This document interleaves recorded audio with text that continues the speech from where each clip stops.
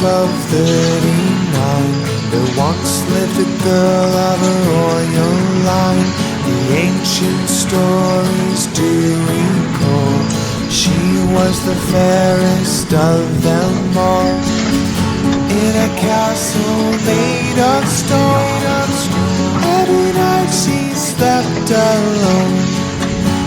Any noise that would raise the dead couldn't wake her sleepy head.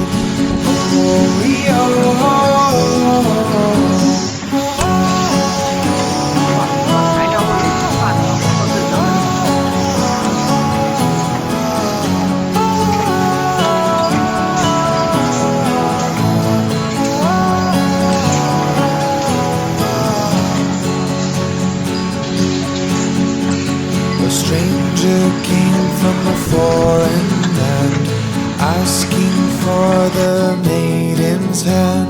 Her father said, no, go away.